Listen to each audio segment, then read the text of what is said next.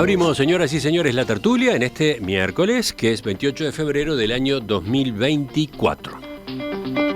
Y que no es el último día de febrero. No lo es. Tenemos uno más esta vez. Bueno, ¿quiénes están acá en la mesa? Hoy venimos otra vez con el formato 3, con el formato de trío, triunvirato, no sé, elijan trilogía, ¿no? ¿Qué más? Trilogía serían 3 capítulos. Seríamos Triunvirato. Sí, triunvirato. Me gusta, me suena histórico. Roma. Me suena histórico. Me suena Roma. Suena a mí, Juan, triunvirato es sinónimo de Roma. Bueno. Tendríamos que discutir a ver cuántas veces a la semana todos ustedes que son varones piensan en el Imperio Romano. Yo soy un gran lector de novelas históricas del Imperio Romano, me encanta. Santiago Ponteguillo, me encanta. ¿Viste? Hay un trend en las redes sociales donde se habla de que los varones cuántas veces a la semana un varón piensa en el Imperio Romano. Y es sorprendente la cantidad de veces que los varones piensan en el Imperio Romano. ¿Estás tirando un tema de tertulia, de hecho, o no? Estaría bueno. Enigmático tema. Bueno, pero no hemos presentado a quienes están acá. Voy, Eleonora Navata, buen día. Buenos días, también pienso en el Imperio Romano de vez en cuando. Pablo Díaz, ¿cómo te va? Buen día, sí, también la pregunta es cuántos saben realmente cómo era el Imperio Romano en las generaciones actuales, eso es otro tema también. Bruno Gili, ¿qué tal? Buenos días, muy bien. ¿Qué bien. tenés para decir del Imperio Romano? Soy un lector bastante profundo de toda la cultura greco-romana. Bueno. ¿Tú, Emiliano? Yo acabo de terminar de leer de Brown. No estoy en eso. La antigüedad tardía de Brown acabo de terminar, recomendable, de Marco Aurelio a Mahoma, que está muy bueno. No estoy en esa y me quedo muy intrigado por la inquietud de Eleonora. Creo que tenemos que instalarla en una tertulia uno de estos días. Yo digo. ¿A qué venía? ¿Por qué? ¿Los oyentes entienden por qué ella está preocupada por esta cuestión? No estoy preocupada, es simplemente... Imagino. Un hecho. Un hecho, un facto, como dicen los jóvenes y las jóvenes. Lo dejamos abierto, a ver qué eco recibimos del otro lado. Vamos al tema que teníamos previsto. Vamos a cumplir con el programa. La Asociación de Magistrados Fiscales del Uruguay presentará una denuncia ante Naciones Unidas y ante la Corte Interamericana de Derechos Humanos por lo que percibe como hostigamiento y acoso que sufren esos profesionales de parte del sistema político. La decisión fue anunciada a raíz de los comentarios que provocó la semana pasada el archivo de la investigación por el proyecto Delantel Arena, impulsado en los últimos 2 gobiernos de Frente Amplio, dispuesto ahora por el fiscal Alejandro Machado. Ustedes quizás recuerden, entre otros dirigentes del oficialismo, la senadora del Partido Nacional, Graciela Bianchi, expresó que la Fiscalía es una construcción de la izquierda para asegurar la impunidad y que desmantelar ese centro de poder se va a lograr, pero lleva tiempo. Esta iniciativa, este paso, el de ir ante Naciones Unidas y la Corte Interamericana de Derechos Humanos, fue anunciado por el presidente de la Asociación de Fiscales, William Rosa, que cuestionó que se efectúen acusaciones temerarias solo para desprestigiar a las instituciones. Y sobre todo, si quienes lo hacen tienen cargos de responsabilidad. Y entonces dio algunos datos.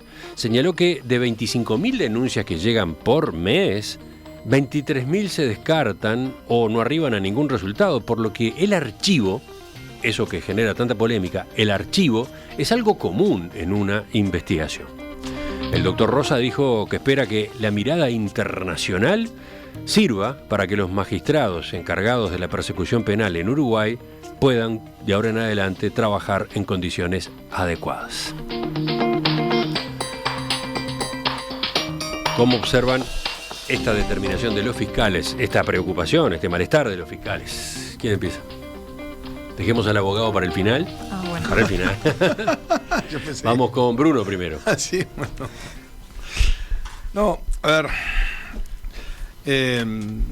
Cuando uno ve, digamos, como ciudadano, estos debates o estas presiones, digamos, o estos conflictos vinculados al mundo del desarrollo de la justicia o todo la institucionalidad de la justicia, ¿no? Que digamos que es bastante amplia, digamos, bueno, no deja de ser preocupante. Yo tengo la sensación de que efectivamente, y esto es una tendencia, se ha politizado o se ha, digamos, judicializado la política, como le dicen de alguna manera la política se mete en el mundo de la justicia con criterios bastante disímiles, ¿no? Porque uno lo que observa es que depende cómo resuelve la fiscalía, o cuando pasa la instancia llama judicial, estoy a favor o en contra, y festejo o me quejo de la resolución dependiendo de si es consistente o no con lo que pensaba. Entonces yo creo que ahí el sistema político está cometiendo un error. Yo de hecho puse un tuit hace poco respecto al tema que era el puerto y Antel Arena, ¿no? Que de alguna manera fue lo último que estuvo arriba de la mesa. Entonces, en un caso denuncia de la actual oposición, en el otro caso denuncia del actual oficialismo. El sistema político presenta, digamos, además lo judicializa, porque no es que presente y lo acalla, sino que lo presenta y luego hace política sobre el tema, ¿no? Están constantemente haciendo política sobre el momento. Entonces va al carril de la política haciendo la denuncia, razonables, que digamos, y parecen bien. Uno puede estar en contra de hacer ante la arena, uno puede estar en contra de la decisión del puerto que se tomó, y el sistema político está bien que los partidos de oposición o de gobierno, según el caso, cuestionen eso, pero en el momento se lleva todo eso a la justicia. Y la justicia termina en los dos casos archivando, ¿no? Entonces la cuestión es, ¿están haciendo bien el problema? O sea, ¿están generando, digamos, una resolución? ¿Están en ese accionar es correcto? O sea, ¿qué nivel de certeza deberían tener para llevar a la justicia algo en donde haya prueba, no dudas razonables, sino que no haya casi duda de que efectivamente hay delitos, para no introducir a la justicia en estos problemas, que es lo que termina pasando? Esa es una dimensión para mí de la discusión. La otra es este debate, lo que decías al inicio, sobre si está politizado o no la fiscalía. Yo no tengo elementos de juicio, o sea, lo único que puedo hacer es saber lo que sale en la prensa y leo, e interpretarlo. Es difícil evaluarlo, no sé, en el caso que leías decía que la Fiscalía tiene un sesgo de izquierda. Bueno, en este país juzgaron a un vicepresidente de la República y renunció, y era del gobierno, y era de izquierda, digamos. Es difícil, digamos, evaluarlo en esos términos.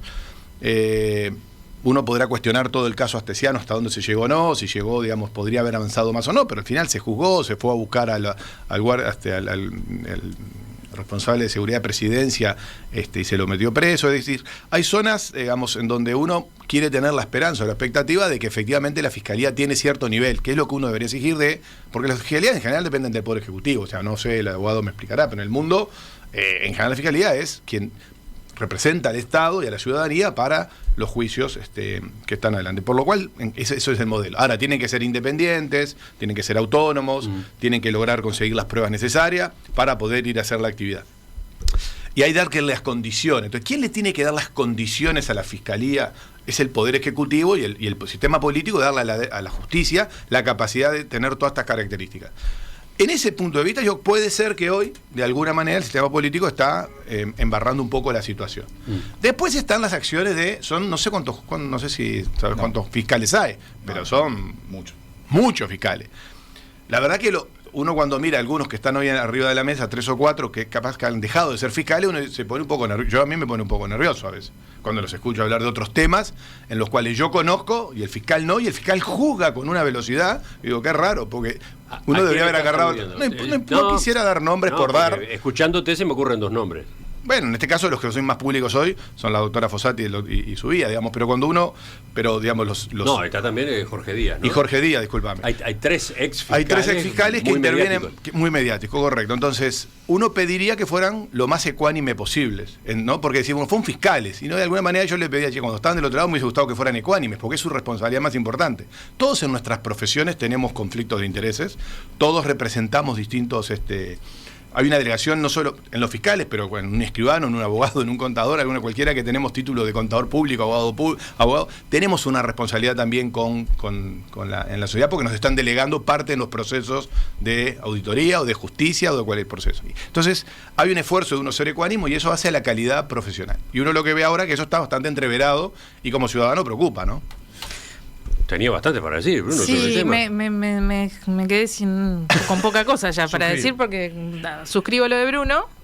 Bueno, ya, además de suscribir lo de Bruno, me preocupa que el cuestionamiento público, que el cuestionamiento haya llegado a la población de tal forma que hay gente que hoy te dice que no cree en la justicia en Uruguay, o que la justicia está cuestionada. El otro día en un programa de televisión veo a un comentarista de televisión que no tiene nada que ver con temas judiciales, ni con temas, te diría, de periodismo general, hablar de lo cuestionada y poco creíble que es la justicia, y a mí ya abrí unos ojos tremendos, porque ¿cómo que está pasando esto en Uruguay?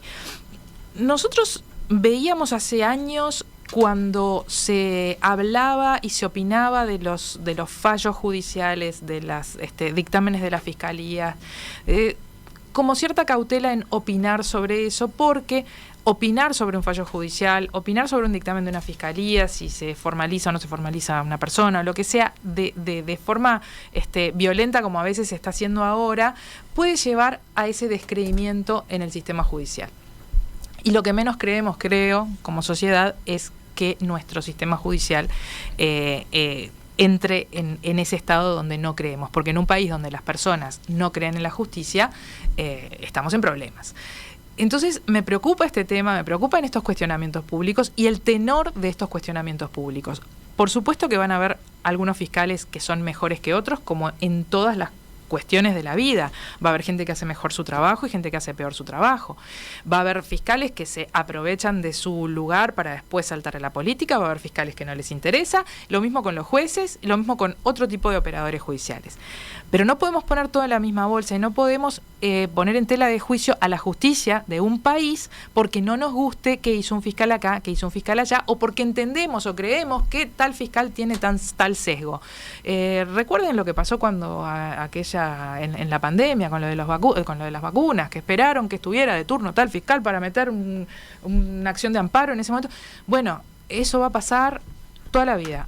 Lo que sí no podemos hacer es creer que el sistema está todo podrido y que tenemos que dudar de las cosas que pasan en la justicia, porque si entramos en esa, no va a ser fácil el camino de vuelta desde ese lugar. Y como a Bruno le preocupan algunas apariciones mediáticas de algunos exfiscales, a mí tenía como telegrama también, me preocupa mucho sobre todo el nivel de educación en algunos temas de algunos fiscales, o sea, el desconocimiento del fiscal Subía sobre los temas de los derechos de los niños y sobre educación sexual y sobre el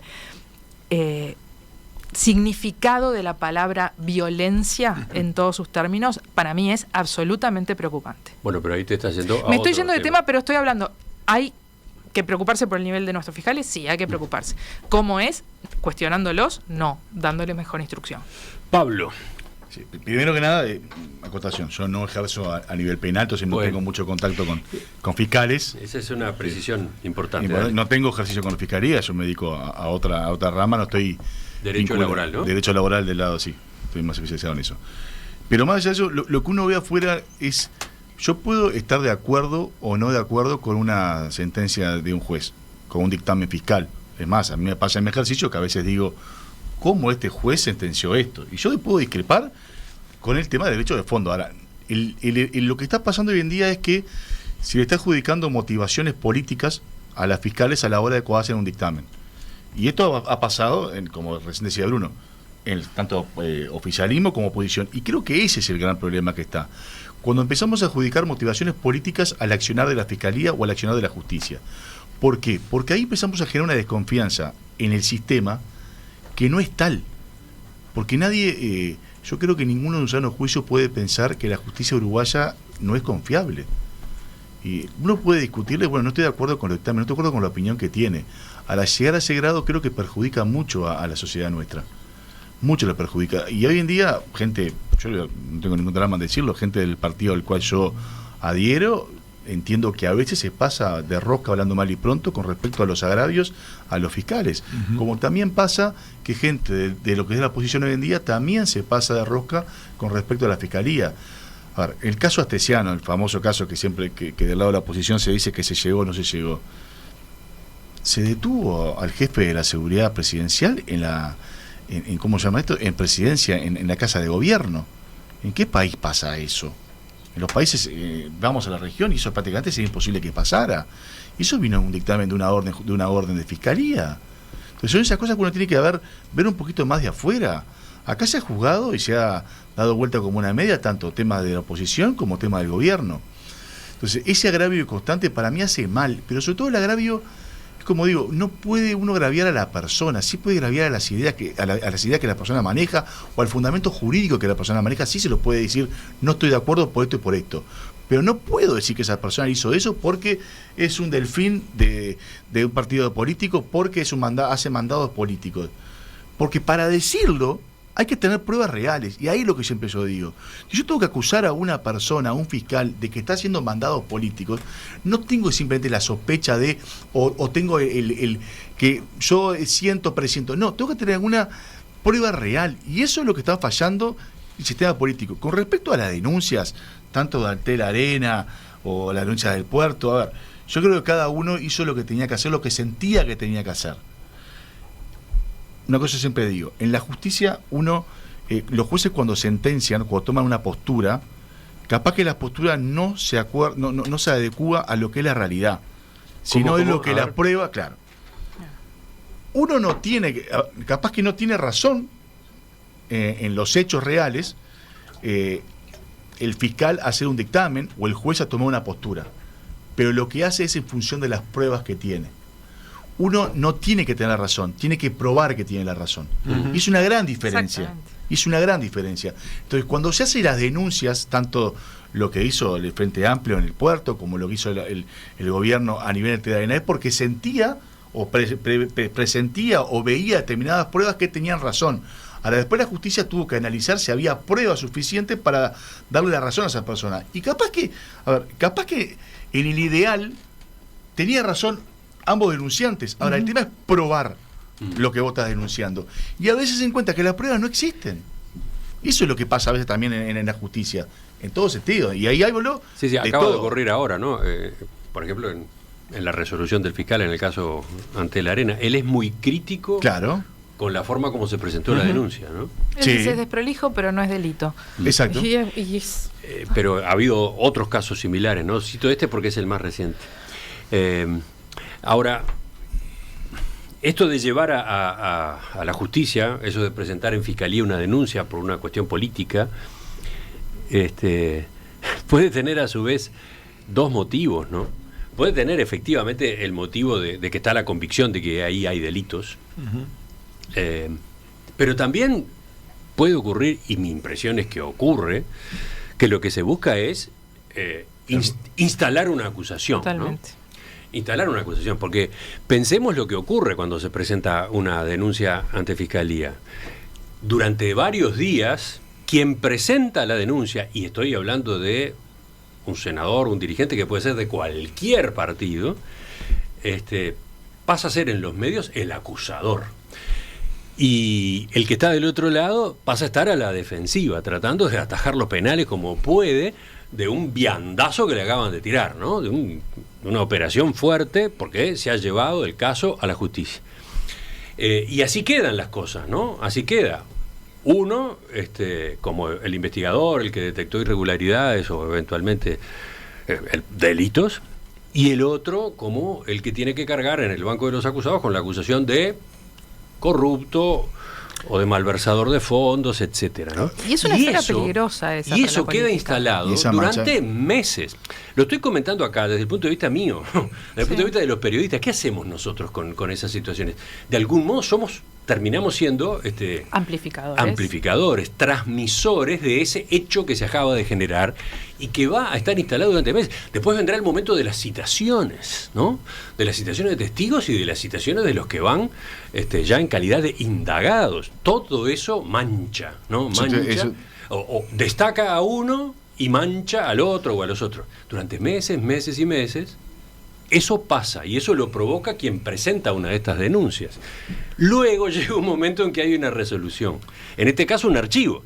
Pero falta mucho, pasa demasiado tiempo antes de que haya claridad con respecto a esa denuncia, ¿no? Es imposible que una persona que haya sido denunciada a nivel judicial de cometer un ilícito en la gestión de gobierno no quede con una mancha respecto en su carrera.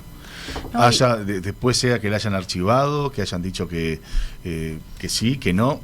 La denuncia estuvo. La denuncia estuvo y la mancha te quedan las fojas de servicio. Y eso es una realidad. Y no podemos ser tan ilusos de pensar, no, como ya se archivó, quedó en la nada. Y hablo del caso de Antel como cualquier otro caso. Y hablemos veamos eso en los dos casos que acaban de mencionarse. Las autoridades de este gobierno y las autoridades de la ANP quedaron manchadas por el acuerdo con TCP Catunasi para la prolongación de la concesión de la terminal de contenedores. Y Carolina Cose y otras autoridades del Frente Amplio quedaron manchadas por el proyecto Antel Arena. En los dos casos quedó la mancha, ¿no? Pero mirá, quería decir una cosa más genérica, pero y después con respecto a esto, también creo que también quien tiene más vuelo político es quien más manchado queda, porque de los nombres de la gente de el puerto no tenemos muy claros todos los nombres, de las otras personas, aparte de Carolina Cose, implicadas en el tema de Antel Arena, tampoco sabemos los nombres, sabemos el de Carolina Cose. Entonces ahí también es la relevancia política que toma alguna, por supuesto, es lógico. Pero hablo del tema de ir a juicio, de la denuncia como herramienta política, que me parece que no está bien, porque creo que la política ha perdido espacios de discusión política reales y ha ganado o ha intentado ganar esos espacios que perdió de discusión política en otros terrenos, o en el terreno del agravio y la polarización en las redes sociales, o en el terreno de llevar a la justicia. Es como que está explorando terrenos nuevos en la política uruguaya, no en general, porque esto ha pasado y pasa en el mundo, explorando otros terrenos para dar la discusión en otros lugares, porque no parece de interés la discusión política. Y si vamos al fondo de la cuestión, ¿en qué momento vemos políticos hablar de política real y no de rencillas momentáneas o qué hiciste o qué no hiciste o la culpa la tuviste? Yo no encuentro hoy en día discusiones políticas de fondo de cómo los políticos ven al mundo y cómo creen que pueden hacer para llegar a ese mundo que creen más justo y mejor y el que tienen en su ideal. No discuten sobre eso los políticos. Los políticos se pelean y riñan sobre estas cositas. Sí, es otro tema, ese también sé que le preocupa mucho a Emiliano. Sobre el tema de la independencia, la autonomía, la capacidad técnica de la Fiscalía, como las personas y la institución, que es un tema que bueno, como Estado nos tiene que preocupar y poner foco. Lo que sí hay que tener, lo que sí uno podría aceptar es que hay sesgo, y eso es natural, todos los humanos tenemos sesgos. Todos tenemos sesgos distintos, son una larga lista, no sé bien. Los psicólogos tenemos más de 50, 60 sesgos cuando tomamos decisiones sobre nuestra formación, nuestros conceptos sobre la sociedad, sobre la vida, de por qué ocurren las cosas, las relaciones de poder, sobre la información que procesamos, etcétera. Eso existe, y obviamente que el fiscal, es como cualquiera de nosotros cuando tomamos una decisión, tiene sesgo y tiene a priori que tiene que hacer el intento de superarlo, pero que como todo ser humano estamos condicionados. Entonces puede pasar que alguien tenga más sesgos hacia entender que algo es un delito. No es un delito, porque un delito tiene que haber una prueba, pero sobre estas cosas que son un poco más intangibles, más grises, sobre hasta dónde profundizar o no en determinados temas, por poner otro tema, el de los derechos humanos, por poner algún. Y eso es natural y está bien y va a ocurrir. Eso no es lo que hay que garantizar. Y seguramente los fiscales votan, sabemos, van y votan como todos nosotros y tienen sus preferencias, pero cuestionar o instalar la idea de que son operaciones políticas coordinadas desde los partidos o de ciertos centros de poder para que la justicia actúe de una manera, para decir eso alguien tiene que venir, como decías recién, y poner una prueba arriba de la mesa y decirlo, acá está, yo vi, lo tengo filmado, grabado, me participé, donde se juntaron estos 5 y tomaron esta decisión. Si no, estirar y ensuciar la cancha, me parece que no nos hacemos bien a nadie respecto a eso. Entonces, sobre fiscalía, eso nada más, digamos que, porque la gente puede decir, no, yo escucho a algún fiscal y veo que tiene opiniones. Sí, está bien, y la va a tener. Pero eso no quiere decir que tenga opinión sobre un tema, o que tenga un sesgo sobre, o cierta formación no tan profunda sobre un tema, que no él se sienta libre y capaz de hacer su trabajo profesionalmente y éticamente, como todos en nuestra profesión, nos enfrentamos a dilemas de tomar decisiones que involucran a otras personas. Entonces, digamos, para juzgar a alguien sobre que su intención fue un proceso coordinado de hacer una maniobra política, para eso hay que tener alguna prueba. Y yo creo que en general eso en la justicia uruguaya no ocurre. Creo que no ocurre. Pero bueno, obviamente que si uno yo creo que rasca, capaz que algún día voy a encontrar uno, pero que alguien traiga la prueba y la ponga arriba de la mesa, ¿no? Uno cuando veía en algunos otros casos, no casos sonados políticamente, sino, no me olvido más el caso del supuesto abuso en la chica del cordón, de aquellos 3 muchachos que fueron formalizados por la fiscal Viera, que lo llamaba. Creo que ahí sí existió, por parte de la fiscal, tenía ella determinados preconceptos de visiones que ella hacía juzgamientos morales, no tanto juzgamientos, no era lo primero, era otro, eran juzgamientos morales, no tanto juzgamientos penales. Y ahí sí yo consideraba que en algunos casos pasaba que los fiscales tomaban acciones en función de su pensamiento moral y no de lo que indicaba la ley. Eso pasó. O yo escuchaba, me acuerdo en el caso Océano, que la fiscal Viera llegó a declarar, a decir, está mal que una persona mayor de 60 años esté con una chiquina de 18. Penalmente no está mal, moralmente puede estar mal, pero un fiscal no puede hacer apelaciones morales. Entonces creo que ahí pasaba esas discusiones cuando se mezclaban sus visiones morales y las querían mezclar, llevar adelante a la penal. Eso sí yo creo que ha pasado. Ahora, el tema político, yo no sé, no creo que esas operaciones políticas reales, capaz que algún fiscal le puede dar un poquito más cariño o no a uno posible imputado. Pero operativos que los partidos políticos estén armando los fiscales y que se junten con los fiscales para decir, bueno, ahora vamos a atacar a tal, a aquel. No, ya no creo eso. ¿Cómo ven ustedes el hecho de que un fiscal, cuando se retira, se involucre políticamente? No me gusta. Se incorpore a un partido político. A ver, es siempre complicado, digamos, en el sector público, quienes tienen responsabilidades en este tipo de organismos, como son la Fiscalía, la Justicia, la propia policía, podría ocurrir mañana, no sé, el Ejército, tienen derechos, son sus ciudadanos, nacieron en Uruguay, por lo cual pueden hacer cualquier actividad como cualquier otro ciudadano del país. Lo que pasa es que requiere, me parece a mí, porque uno es hijo de sus circunstancias también, ¿no? O sea, no es que uno, bueno, es lo que te tocó, tu decisión que tomaste en un momento, espero que casi todos hayan sido por decisión y no porque le tocó, digamos, ser fiscal o dedicarse a implantar justicia. Yo creo que pueden hacerlo. El tema es que me parece que tendría que haber como un código de ética, como existe en otros temas. No sé, por ejemplo, en el Banco Central. Bueno, cuando tú, o en otros, en el sector financiero, tú te retiras de un organismo, tienes un plazo en donde durante plazo vos no podés ejercer y te pueden contratar el otro. O sea, pero no le podés prohibir que luego de un año trabaje. Yo no iba a eso. Menos en Uruguay, que es un país de este tamaño, por lo cual te tenés que ir del país. Como yo digo, uno a veces se tiene que, sos rector de una universidad y vas a tener que soportar y que tragarte más sapo de lo normal, porque si te enojás, o sea, no hay más universidades para ser rector. O sea, en eso hay que tener cuidado. Pero posiblemente haya algunas pautas que se podrían resolver, un código, en un libro blanco de la práctica profesional de cuando uno actúa como fiscal, como en otros organismos del Estado, en donde hay un tiempo en el cual debe pasar para poder, digamos, ser un ciudadano común como todos los demás, que permita que se rompieran los vínculos. Eso parece una cosa como pasa razonable. con los presidentes y con los jerarcas de las empresas públicas que un año antes deben renunciar para poder hacer campaña. Planteado, ¿se acuerdan que el año pasado? No parece mal. Es más, lo discutimos acá en la mesa, de que los fiscales, una vez que egresaron, sobre todo los fiscales penales, tuvieran determinado tiempo para no poder ejercer la profesión, el derecho penal, y también el fiscal de corte, etcétera.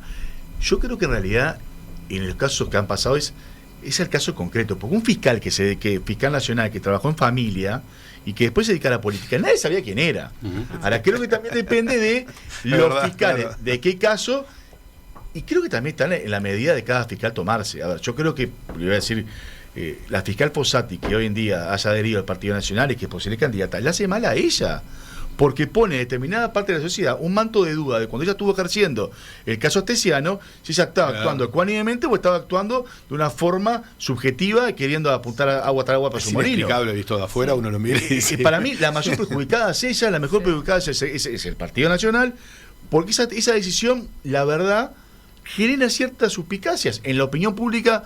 Genera suspicacia y es imposible que no genere suspicacia. Resta más de lo que suma. Bueno, para mí sí. me parece, sí, coincido con en vos, la opinión Pablo, pública sí. Que resta más en lo pero de vuelta, suma. van los casos, va en cada caso, por ejemplo, que ahora... No, se podría haber entrado a la política y decir, pero saben, dado que tengo estas restricciones, Emiliano lo sabe en el momento porque yo en el pasado no, porque todos tenemos conflictos de intereses, de confiabilidad, de información. Entonces uno tiene que saber decir, che, yo de esto no puedo porque tengo...